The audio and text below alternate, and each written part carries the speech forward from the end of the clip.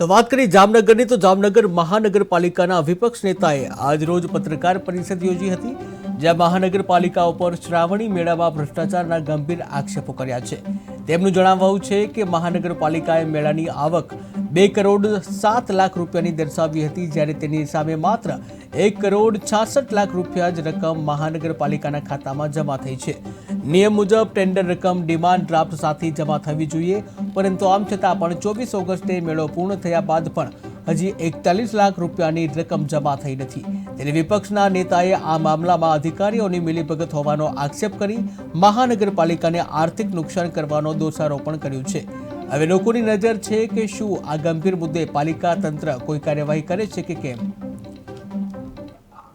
ની આવક મહાનગરપાલિકાએ દર્શાવી છે, તેની સામે મહાનગરપાલિકાના એકાઉન્ટમાં 1 કરોડ અને 66 લાખ જેટલી રકમ જ જમા થવા પામી છે। શ્રાવણી મેળો 24 ઓગસ્ટના પૂર્ણ થઈ ગયો। ટેન્ડરનો નિયમ એવો છે, જ્યારે પણ ટેન્ડર ખુલે ત્યારે તે એમાઉન્ટનું ડીડી સાથે રાખી અને એમાં જમા કરાવવાનો હોય છે, પણ તે નથી થયો અને તેમાં ક્યાંક ને ક્યાંક આ સત્તા પર બેસેલા ભાજપના લગત વગત કોઈ અધિકારી કયો કે કોઈ કોન્ટ્રાક્ટર કયો, તેના માટે જે બેલેન્સની સિસ્ટમ કહેવાય, ફાઇનાન્સની સિસ્ટમ કહેવાય, તેવી રીતે તેના ચેક લઈ અને આ મેળામાં અત્યારે 1 કરોડ અને 66 લાખની આવક થઈ છે, એટલે 41 લાખ જેવી રકમ હજી પણ જામનગર મહાનગરપાલિકાના એકાઉન્ટમાં આપેલી નથી।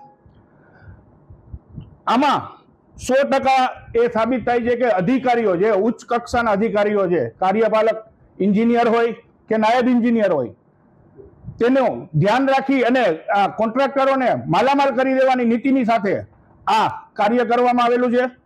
આવતીકાલે કમિશનર સાહેબને અમે બધા પ્રૂફ સાથે આવેદન આપશું અને જો આ જે અધિકારીઓ છે તેના પર કાર્યવાહી કરવામાં નહીં આવે અને જે જામનગર મહાનગરપાલિકાની તિજોરીને આર્થિક નુકસાન કરવામાં આવ્યું છે તેની ભરપાઈ કરવામાં નહીં આવે, અધિકારીઓને કાયદેસરની કાર્યવાહી કરવી જોઈએ, ડિસમિસ કરવા જોઈએ।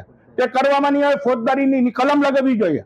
કે કરવામાં નહીં આવે તો કાલે કમિશનર સાહેબની ચેમ્બર સામે ધારણા કરવામાં આવશે, સ્ટેન્ડિંગ કમિટીમાં ધારણા કરવામાં આવશે અને જનરલ બોર્ડમાં પણ આ સવાલ ઉઠાવવામાં આવશે। અને આમાં જો